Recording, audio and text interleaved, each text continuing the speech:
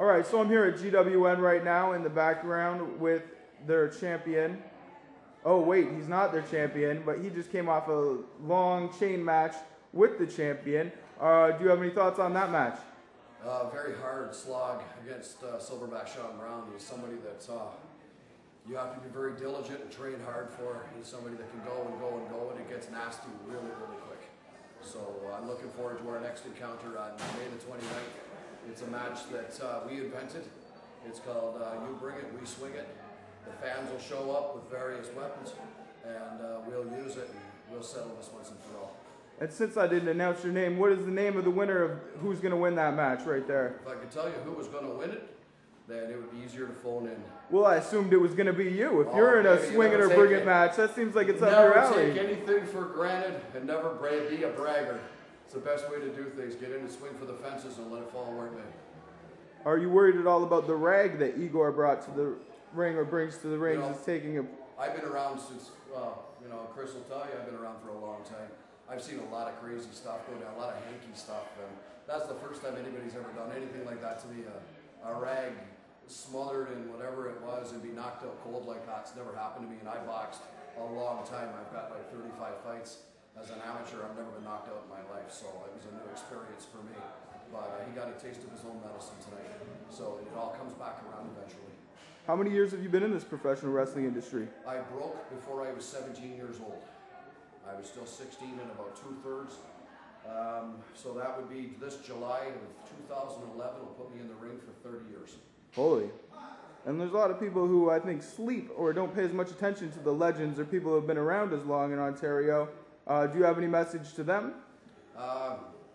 You know what? Yeah. I mean, if you like hard-driven wrestling, old school wrestling, where people, I hit guys so bloody hard their chests are bleeding by the time they get out of the ring. I give no quarter when I'm in that ring, and I expect none. So you've got the two choices now in terms of professional wrestling.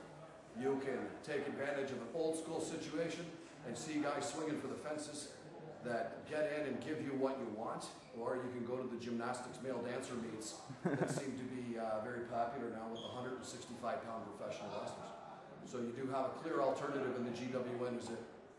With that said, the GWN seems to have a steady draw of fans that love that old school style. Do you think that's what keeps them coming back in the end? I think with the GWN, without getting too in-depth about things, is that we're really well defined. I mean, you know who the good guy is, you know who the bad guy is. We don't have what they call tweeners. When I broke into the business, and you would hear the word occasionally, tweener means that you're not good enough to be one or the other. So it's not good to keep a foot in each world. You have to define yourself as to what it is you are. And my policy has always been to let the fans decide. The fans can cheer me, the fans can boo me. It's completely within their providence. I don't encourage either. So it's when the fans come up with your nickname, they started calling me Lucky Charms. There's nothing I ever came up with. If they've decided that they want to cheer and carry on and bring me little shamrock signs and whatever else they want to bring, that's something they determined to do based on what I do in the ring. And that's exactly the way wrestling used to be. A person would establish themselves and the fans would take hold of it from there. And you think that's missing from the sport of... I think tons of stuff is missing, like guys that remember how to wrestle, guys that look the part. The importance of a hold? Yeah, like when you tell you'll train with a kid. I still train a lot of kids, and they'll come to me from other organizations, and they'll say, "Oh, I've wrestled for 5 years," and I'll say, "Well, how many matches is that?" "Oh, I wrestled 30 times." And you kind of look at them, and when I wrestled in Great Britain, you wrestled 21 times a week. 21 times a week, 3 times a day, 7 days a week. So don't tell me you've wrestled 25 times in 5 years, because that doesn't mean spit. No. You don't know anything, and that's the problem. There's too many guys today think they know what it is, and 30 years later, I'm still doing what I'm doing, and it's really that easy. I still get offers to travel, to go back to England. I've been offered a tour of Ireland, all this time later, because I can get in with anybody and make it work. And if I'm in with a younger guy, I can get in with him and give him a lesson in professional wrestling that he won't forget. I can fight, I can wrestle. The guys who trained me were guys that were legends, the Kelly twins. My very first cage match was against the original Sheik. Holy. When I was a lad, thank you. Okay. Well, you're going to come these guys home and keep my stuff up. When I was a lad, my grandfather wrestled professionally for almost 40 years, and he used to wrestle at the old Hamilton Forum all those years ago. And so I'd be, say, 3-4 years old, and all of those guys, these luminaries of professional wrestling, Bobo Brazil, The Sheik, Tex McKenzie, I mean, these guys were like the #1 draws in professional wrestling, all of their careers. We're all in my backyard after a show on Sundays, having a barbecue and a can of beer with my grandfather. That's what I grew into in this business. I've been around it since before I really knew what the business was. So when you're able to experience that, I mean, doing the Northern Death tours, working with guys like the Bearman, going to Japan with the Kellys, working literally on 5 continents. If you're not traveling, if you're not really in, like professional wrestling, I mean, my God, it's been around since, forever. And for kids that don't have a clue about if your knowledge only goes back as far as Hulk Hogan, then you're doing yourself a disservice. Because I got news for you, Nature Boy Buddy Rogers and Pat O'Connor drew 36,000 people to Comiskey Park in the 1930s and 40s. And that's before the internet and mass media and all this other stuff. They did it with posters. So there's a massive difference. Like these crowds that people think are just so phenomenal now, they were commonplace back then. I've wrestled in front of 55,000 people in a bloody soccer stadium. Here, professional wrestling has turned into a clown show. Whereas anywhere you'll go in Europe, Japan, it's deathly serious. My first time in Japan, I thought they were going to kill me. They beat the tar out of me for literally 2 weeks. And one of the referees took me aside and told me to fight back. And after that, you get your respect.